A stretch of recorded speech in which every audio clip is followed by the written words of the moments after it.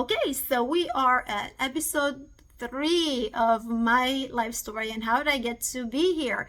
I'm Sanda with Satori Romania, and I was just telling you in a previous episode that there are two big books, big not as thick, but big in their significance in not only my life, but millions of people's lives. Um, Robert Kiyosaki's Rich Dad Poor Dad and Think and Grow Rich by Napoleon Hill.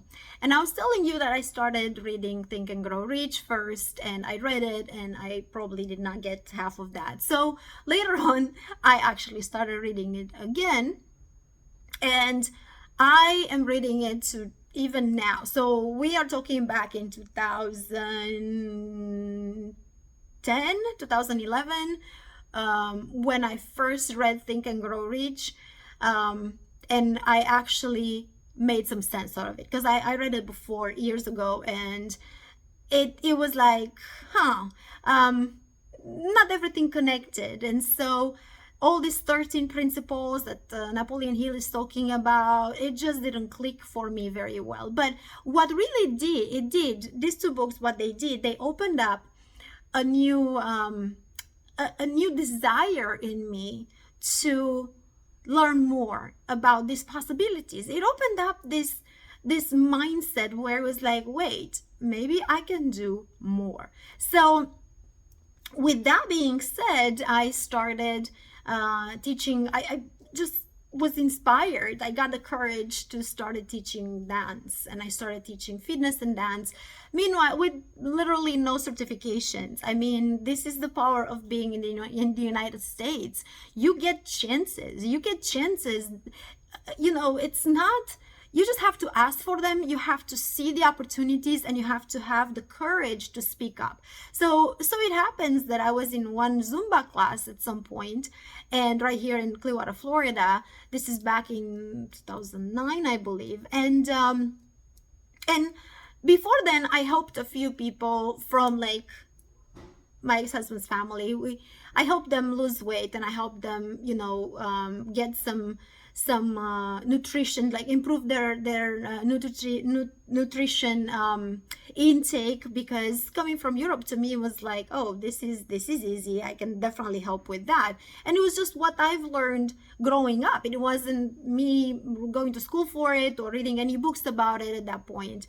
And so I started in the past, I helped a few people, and I liked helping. It wasn't a burden to me. It was actually a nice satisfaction when I was seeing results. And then I decided that, you know what, there are a few things that I know how to do, and one of them is how to dance. And so in these Zumba classes, I had lots of people who would, lots of ladies, lots of my peers. We were all students, and they were doing Zumba for a while, and they wanted to lose weight from around their waist area. So at some point, at one lunch, we talked about it, and I said, well, I think I may know something that, can help. And so that's how everything started. But, it started with me opening up. It started with me saying, like, making an offer and recognizing an opportunity. You see, because this is the key in life. When you see that there is a problem that maybe one or more people have, there is an issue, there is a question. Now, if you have the answer, if you have the solution, then you got it. You can have a business out of that. So this is what I recognized at that point. I said, well, you know what? I can help you with that. I can help you lose the weight around your waist. No problem. I have these ideas. I've been in Turkey. I know belly dance, and I can show you this. So suddenly, by just having the courage to speak up, I created this group of people, of ladies that were interested in what I had to offer. And in time, the group helped, and the group helped me grow. I helped them become happier with their bodies.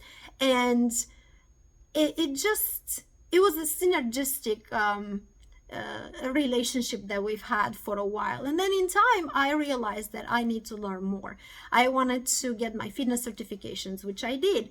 And I took belly dance, and I wanted to make it a fitness program. So now it took me years to create BellyCore Fitness, because to get to the right formula for one class of fitness, and to be able to actually, get my courage up to teach it in this format to others, and to promote it, and to, spread the word out there that it's something that I have to offer. It's an original program. It's mine. So it took years, but it happened. And so the key here, and the lesson that I've learned from this experience, was that, first of all, we need to want to help. You see, this is the main thing that I think matters the most. If you want to grow, if you want to develop your own business, if you have a solution or an answer to somebody's problem or question, then it has to start. In order to grow, this is my deep conviction, in order to truly grow and take it to the next level for you financially, satisfaction-wise, it has to start from a point of wanting to help others. It's a point of strength, but in the same time, it's also a point of vulnerability. And that's where this energies, and we will get to talk about energy at a later time, but that's when the energies get balanced, right? We have yin and yang, we have the feminine and masculine that everybody these days talks about. And when you feel the strength, but you allow yourself to be vulnerable in the same time, for a woman, and as a man as well, it's what really, really makes things happen and what brings things together. This is how I felt. And to me, that made a huge difference, because now, of course, the vulnerability came from the fact that I didn't know what I was doing. I didn't know, how I can grow this. And that was not even the focus at that point. It wasn't a focus to become a coach. It wasn't even, it was a simple, immediate focus. Let me help you get some results. I didn't think of it as a business until a few years later. And that was because I surrounded myself with people who were in the coaching industry, and they were, encouraging me to go that route. And you see, this is another thing that's very important. Whom you're spending your time with, and with whom you're talking about this, your ideas and your life. They have to be people, and that's just my advice, but this is what worked for me. They have to be people who are not criticizing. They're not focusing on the negative and the problems that you may have, right? They are focusing on solutions. See, this is the difference in mindset that has to happen. The switch has to happen first about that. And I remember my Romanian society where I grew up was exactly the opposite of what I'm experiencing now, and what I've experienced when I started growing the business and even thinking to have a business. It was different. It was always like, oh, well, but you cannot do that because this, and this. Well, what would people think? What would this say? Who will be there? Like all these impediments, all these barriers in thinking. So instead of thinking, I can do it, you know what? You can do it. You can do it. You will find a way. I am cheering for you. I know you're the best. You will find a way, because what you have to offer is valuable, and it will help me and you and this and this and this and this, all these other people. Instead of that, the mentality, it's different. And I don't know, I don't think it's because of jealousy or envy or whatever it is. I just think that that's the way we were brought up. It was literally thinking that, like, thinking of the worst case possible, like the worst case scenario.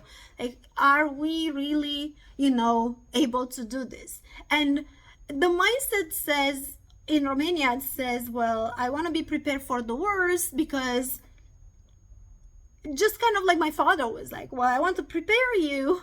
I want to prepare you for what people will say out there. Because if you look, if your skirt is too short, then they're going to say you're an easy girl.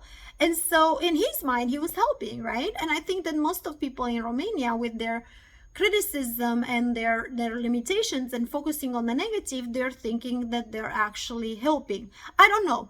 I don't know if that's the case for everybody. Of course, there may be exceptions to that, but honestly, it doesn't really matter.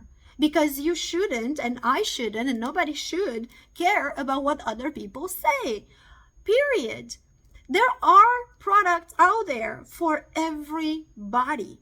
You're going to find, if you have something that you offer genuinely in life, being love in a relationship, or being a business and a product that you offer to your clients, if your desire is to help and to genuinely love 100% unconditional, then you have nothing to worry about.